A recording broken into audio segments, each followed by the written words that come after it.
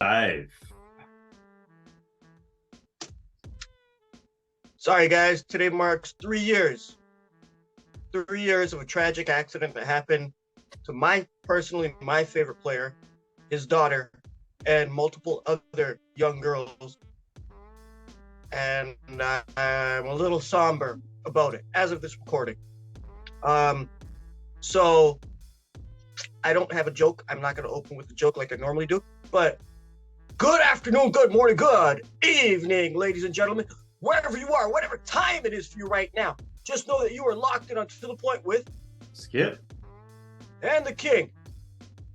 You guys know what to do. Find us on Apple, Spotify, Amazon, Twitter, Instagram, Facebook, and YouTube right now, which is hopefully where you're watching us. If not, you're bootlegging, you owe us some money. So go down there, click subscribe, click like, leave a comment. We'll get back at you.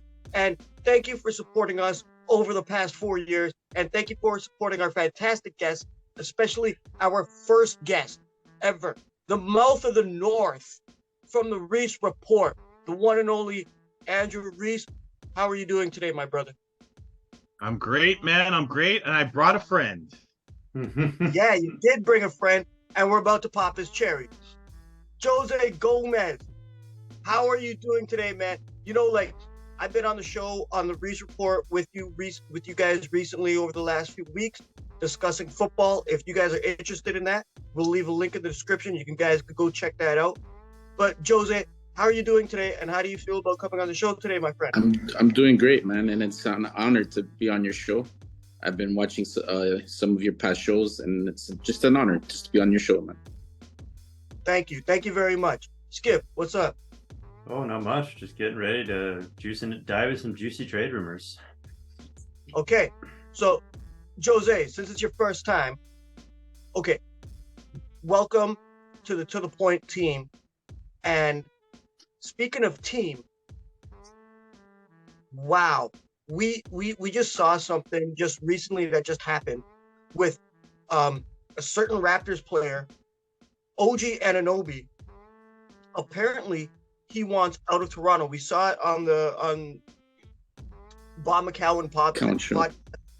Yep, with Josh Shannon. What's the name? John Shannon. Skip. Yeah, John Shannon. John Shannon. We just saw something about that he wants out of Toronto. So I'm going to start with you, Skip. Skip, why would OG want out of Toronto right now? Well, I mean, the first thing is, does he want out, right? Because, I mean, I know we all heard that rumor. It got aggregated all over the place.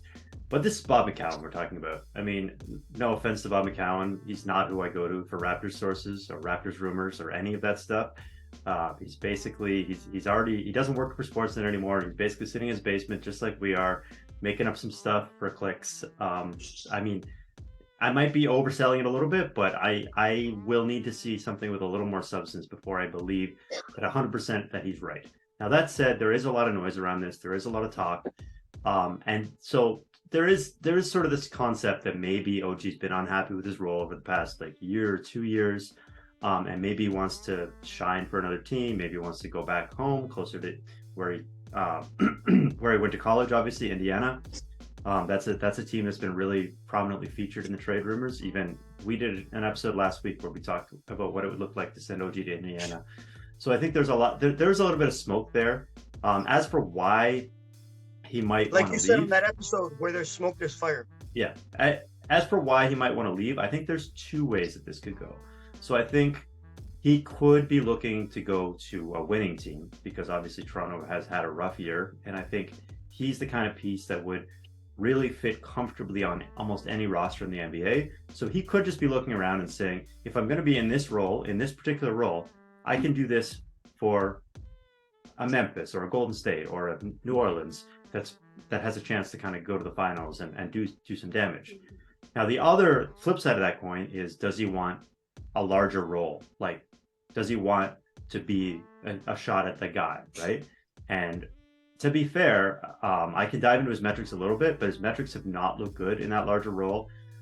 His usage is kind of right where it was the past couple of years, but his assists are way down, his turnovers are way up. He's been doing a lot more isolation. It hasn't been going very well for him. he's kind of shown himself that he's not the guy. So I think if he wants to go to a place like, I don't know, off the top of my head, a Detroit or a Houston. I mean, not that Houston's a good match, but a bottom feeder type of team where he can, or an Orlando. Yeah, a team like that, right? Where it's like, okay, they're bad, so they're going to give you lots of touches. That's kind of the idea, where maybe you would get more points per game, but it just doesn't make sense for the type of player he is, because I think he has found his role, and I don't think he needs a larger role in the league. It's just a question of whether he himself believes that, or whether he thinks that there's more untapped potential that the Raptors aren't getting out of him. So those are sort of the two ways that this could go in terms of where he would want to go, or why he would want to go. But I still think it's unlikely that he gets traded. And I'd like to hear what you guys think as well. Okay, Jose, welcome to the club, man. Thank you. Like Skip said, Now, wait, hold up. I want to ask you, what do you think the issue is with OG and this report of him wanting to leave?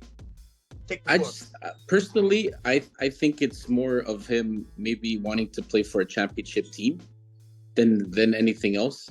I just think that in Toronto, he if he wants to be the man, like Skip was saying, he doesn't have the attributes to be the main go guy for the Raptors. He can't, basically he's just a defender and a 3-point shooter in the corner.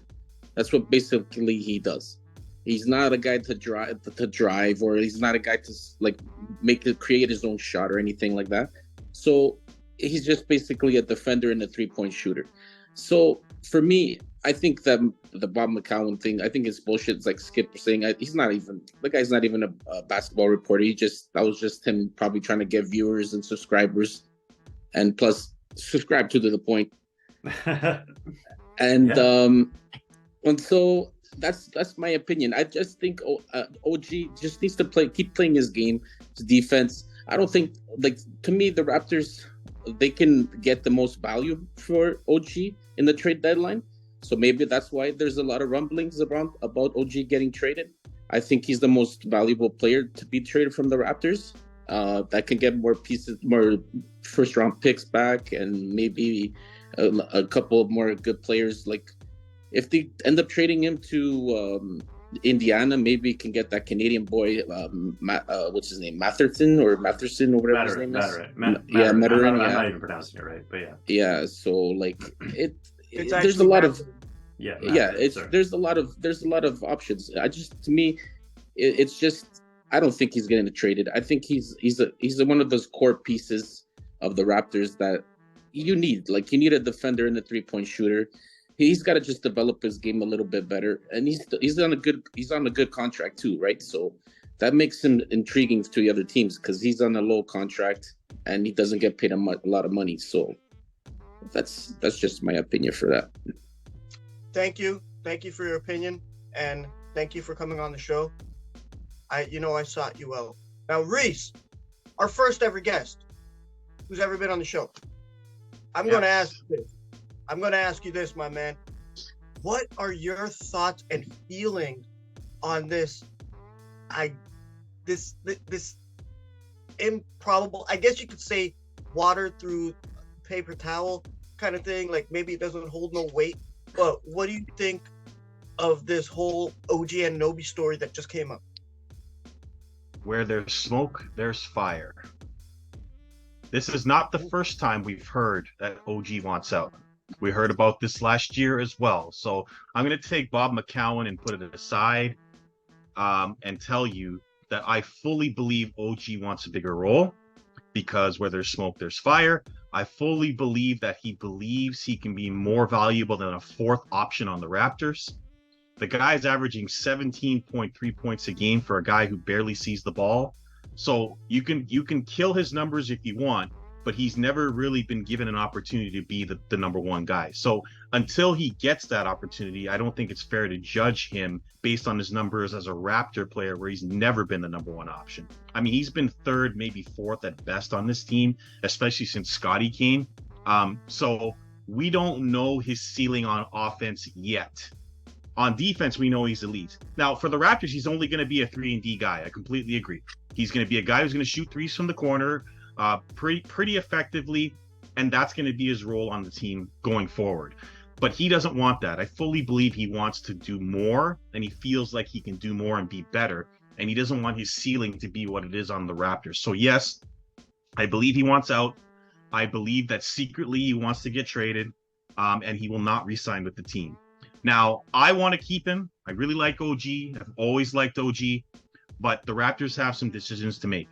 And if your plan is to keep Gary Trent Jr., as has been in the news, then OG and Fred, who we'll get to, are likely to be the casualties. But it depends on how you want to build this team. You're obviously building it from Scott and Pascal as your main guys, and then you have to figure out the rest. But the Raptors have no bench other than two guys who Nick Nurse likes to play. And they're going to have to figure that out. But this is what I believe about OG. Where there's smoke, there's fire. And he believes he can be better than what the Raptors believe he is right now. I want to... Thank you. Wait, go on, Skip. Go on, Yeah, Skip. I just want to respond to that. So I think he has had that chance to prove that he's that guy. I think it's obviously he hasn't done it over the course of a full season or anything because he's playing with obviously Siakam and Scotty and Freddie. But we've seen him take that role on in spurts and fits and starts this year. And he has struggled. You look at his advanced numbers, they're not very good in terms of like isolations, not a good isolation player. You look at his turnover numbers.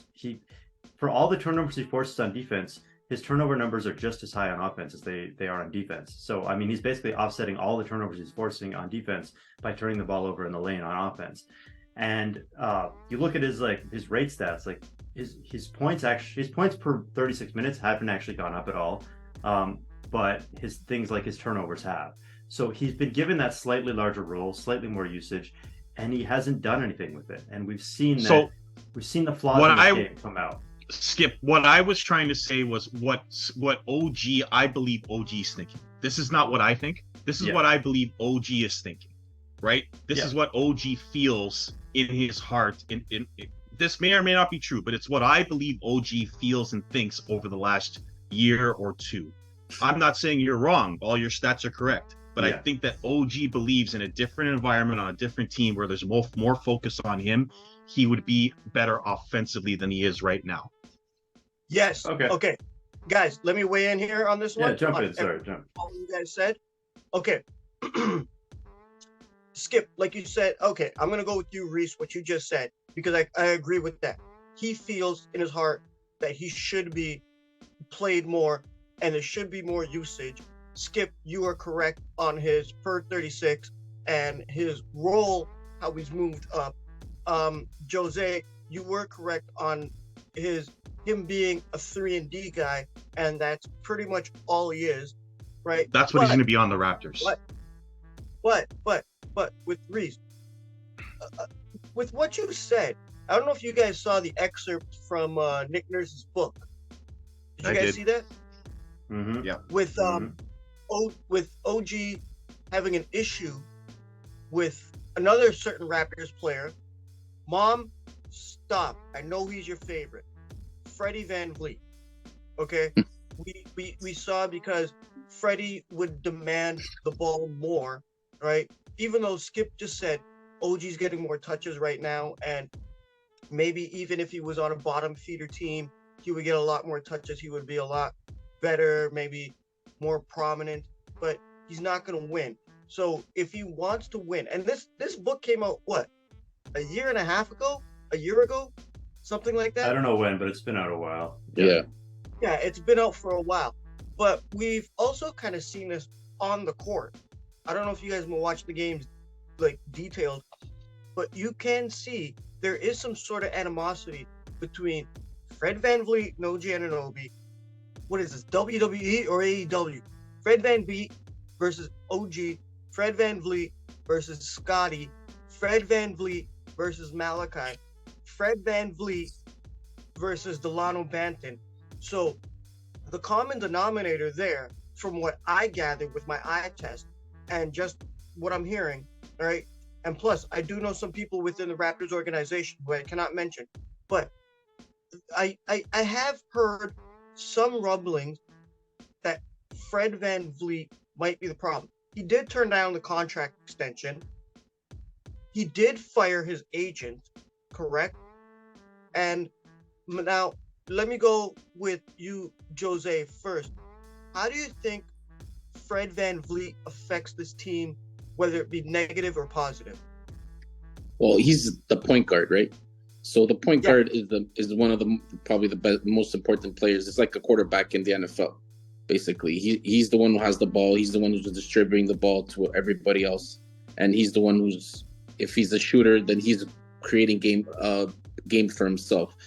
I think personally, I think Freddie VanVleet got too much to his head about when he won the championship and then the big contract that he signed. I think he's getting to his head that he thinks he's okay. He bet on himself, and now he's at the top. He was made an all-star, so he thinks he's better. He thinks he's one of the main guys on the team. Personally, yeah, 100%. And personally, I think they even filmed the commercial, the Gillette commercial with the shaved beard and the beard. So maybe that's more. I guess maybe that's tipping them off a little bit more, hating each other. Maybe they're competing on the looks wise, I guess. So, but no, I just think VanVleet's got to go. I think he's the one that's being the cancer on that dressing room. I think he's the one, how many games has he missed this year already? Last year with injury and stuff like that. Before, he never missed any games. I'm not saying he's not injured, but there's a lot of conspiracy behind it. Now that him firing his agent, so that just proves that he wants out of Toronto. So get rid of him, man. Trade him. Get the best package that you can get back for him, and that's it. Reece, what do you think, my man? So there are a number of things that happen with Fred here. Number one, he thought he would take Kyle Lowry's place, and the pressure of replacing Kyle Lowry is getting to him. Number two, he became an all-star last year, and he's not happy about all of a sudden being 1A or lower than that in the totem pole. So he believes his own hype. In other words, I was an all-star last year. Why is my role being decreased? And you could hear it in the interview he did. Number three, he turned down that contract because he knew he could get more money this year. And it's likely the reason why he fired his agent, because his agent wanted him to take the deal. And he was like, no, I'm going to wait and bet on myself. And now he may not get the money that he was offered in the offseason, therefore leading to a trade. I don't think Freddie in his mind probably feels like he's being disrespected a little bit, because now he's hurt and is not as effective. His legs are not as good as they were. Therefore, his shots coming up short. I mean, he's having one of the worst seasons of his career. I mean, he's under 40% in both threes and from the field. And he's either really hot or really awful. There's no in between for him this year. And with Scottie coming along the way that he is, and Siakam still maintaining his number one role, you can see Freddie going further down the totem pole. And if I'm the Raptors, I'm not paying him 4 years, 120, or 4 years, 130, and he knows it. And so therefore you fire your agent and you look around and see where you can be more valued in the NBA. Skip, what are your thoughts on Freddie VanVleet with, like Jose just said, possibly being cancerous to the team, before we get into our next question? Well, I think there's a few different things. So, Fred, let me just think about where to go first here. So, as much as I think all the OG stuff is kind of noise, and I want to believe that it's all just noise and that they plan to keep OG, there's been some talk about Fred. Kind of that they originally leaked that they would be happy to resign Fred. They were looking to resign Fred, but there's just so much buzz around him. Like just a funny experiment I did when I was prepping for this episode. I went to Hoops Rumours and I just tried to look through all the Raptors articles, and we've heard the stuff about OG, but OG only came up like 2 or 3 times. Every second article is like Fred this, Fred that, Fred this, Fred that. And it's interesting because we're kind of, as Raptors fans, we've kind of been going around and we've been talking like, man, he's really creating his trade value. He's really creating his free agent value. But some of this buzz around the league is like all these teams would still be interested in Fred. Like there'd be 8 teams in on him if he was a free agent next year, yada, yada, yada. The Suns are interested. This team's interested. That team's interested. So there is, if the market out there is like that for him, I think you have to just, it's not about cancer in the locker room. It's not even about that. It's about, obviously there's locker room issues, but that's just group dynamics. Like, I don't think you can point the finger at one person and say you're the problem. It's like, yes, if it's not all working together cohesively, then you're going to look and you're going to take offers on everybody in that locker room, right? You're going to sit down and you're going to say, all right, call us up, give us your best offer. And you might sit there and you might say in your head, oh, I think we should trade Fred VanVleet. But as a GM, I mean, I play like sim league stuff and stuff. Sometimes the guy that you want to trade is not the guy that you're going to get a big offer for. So it's like, if you're looking at maybe Gary Trent over here and Fred VanVleet over here, and you kind of grade them as like similar, like maybe you'd prefer to trade Fred. But if someone comes with a way bigger offer for Gary Trent, you'd be like, well, I think Fred, if we re-sign Fred, he can do most of what Gary Trent can do, and vice versa, right? You're gonna wait and see what the market says in terms of what these guys' value is. And the same goes for OG, right? Like, I don't think the Raptors should be out there. Like, Windhurst went on his podcast today, he said, I don't think the Raptors made OG Anunoby available.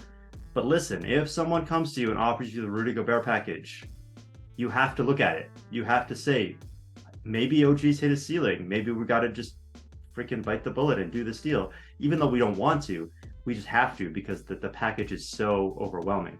So I think that's kind of where the Raptors are right now, is they're just sussing out the market on all these guys. And Fred VanVleet is one of them. And I wouldn't be surprised to see him go. But I think we're focusing a little too much on each player. Like, oh, is it Fred that's going to go? Is it OG that's going to go? It's like, no, whoever we get the great offer for is going to go, basically. Anyway. I'm going to take a timeout right here, Skip. Woo! Go to WeDoLaundry.ca. Punch in the promo code to the point. They come to your door, wash, pick up your clothes, wash, fold, bring it right back for you, unscathed, beautiful looking. I understand that winter is upon us, and a lot of people don't want to get out to their laundromat. A lot of people don't like. I know I hate the cold as well, even though I'm born and raised here in the city of Toronto. But like, I get it. It's a great service. You guys should go check it out. Remember, again, promo code to the point, 5% off. Yep. Okay. Yep. Okay. So to say something to you guys, yeah. But where there, like Reece said earlier, where there is smoke, there is fire. But I think, like, and Skip, you just said it. If like the other teams are calling for OG, because OG has been doing very well this year, and now he's putting a name on himself, right? But we did see some issues with Fred. But, however, the Raptors' most valuable asset that can be on the move would be Gary Trent Jr. By the way, I think the whole OG thing is a load of bullshit. I was gonna say, I don't think Trent's more valuable than OG, but yeah, I mean, he's valuable. Yeah, but he's more likely to go. He already just said that he has his bags packed on this current West Coast swing, just in case, right? And this is prior to the recording of the game versus Golden State, just post Sacramento. So, Jose, thoughts on Gary Trent Jr. before we get out of here? We ain't got that much time. I just think Gary Trent Jr. is tradable. Like, he's the only access, like the best player that you can trade away from the Raptors right now. He has an expiring contract. You're probably unlikely going to sign him next year. He's probably going to get more money somewhere else. So just take whatever you can get, the best trade for him, and that's it. I think he's got to go. Like, you have to get something back for him, and you can't lose him for nothing. Exactly. That's it. Exactly. Thank you, Jose. Reece, what do you think about GTJ going? Yeah, so of the three players we've talked about, I think this is the one that the Raptors management is having the most trouble with. I think deep down inside, they want to keep Gary Trent, and Gary Trent wants to stay, but it's the price that is keeping them from doing that. And therefore, they're thinking, okay, if we're going to lose him, let's try to fill a hole that we have on our team, and hopefully we can replace Gary Trent at another time, or have other players fill in his role. Because if you look, they're trying to get a center on this team, and God knows they need one. They got no interior presence. They can't rebound. They can't defend. And so, like, you can see that the portal trades are out there right now for Gary Trent. Along with that's the center that they're looking at to trade, because it's 2 expiring contracts, and they could probably get portal for cheaper than Gary Trent. And that's a legit thing that they should think about. But at the same time, they're like, man, we don't want to lose this kid. We like him. He wants to stay. But at 4 years, 140 million, that's a tough sell for a guy that is a sometimes starter, very streaky, and may end up on your bench in the future. And so it may not elapse well. And so if you're the Raptors and you've got to re-sign guys in the future, aka Pascal Siakam, Scotty and OG, if they're staying, then you got to decide between Fred and Gary Trent. One of them's got to go. And if one of them is going, you have to get a center back for this team to be better. Or some draft picks to go crazy on this incredible draft that's coming up. So that's the conundrum with Gary Trent at this time. Amen, brother. Skip, how low-hanging fruit is Gary Trent? And I ain't talking about nuts. I don't ask the girls about that. Yeah, I love them. So I'm just gonna say, if it's between Gary Trent and Fred VanVleet, straight up, similar money, similar term, I'm signing Gary Trent to that contract because he's younger and he's healthier. And his skill set is something the Raptors absolutely need. He's obviously not as well-rounded overall as a player, but his skill set is desperately what the Raptors need. And there's some questions whether Fred can get back to being that level of a three-point shooter. Now, that said, I think the last thing I said still applies here. You take the best package that's offered to you. I do think they have the capability to. They do have the capability to sign both. As much as people are saying they have to trade one, they can't re-sign both. The problem with re-signing both isn't that they can't re-sign both. The problem with re-signing both is that the Raptors are a bad team right now.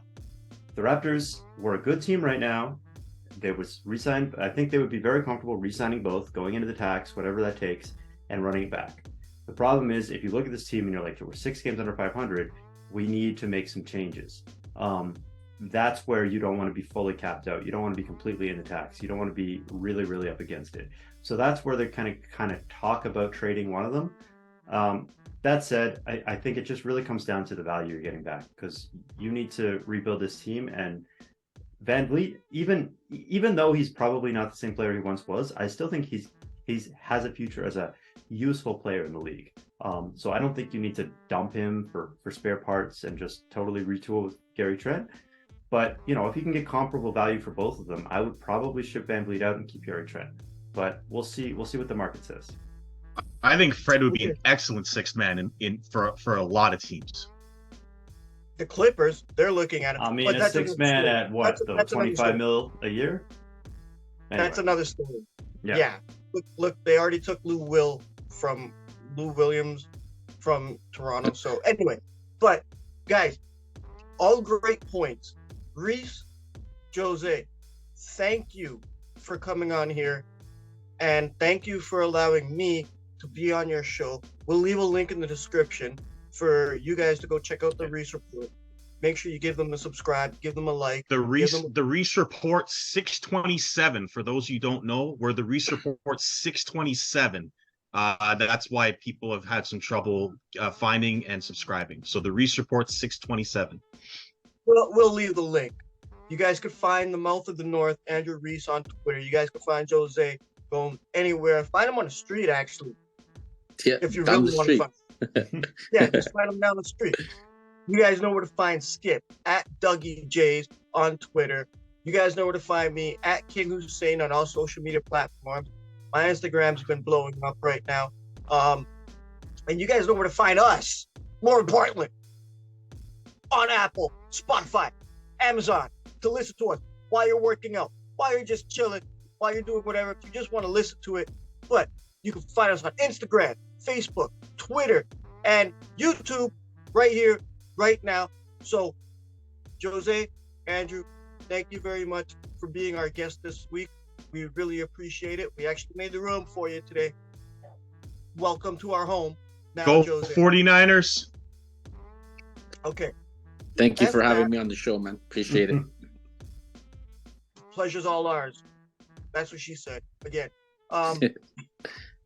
So, and Skip, on behalf of all 4 of us, thank you guys for watching. Thank you guys for subscribing. Thank you guys for liking.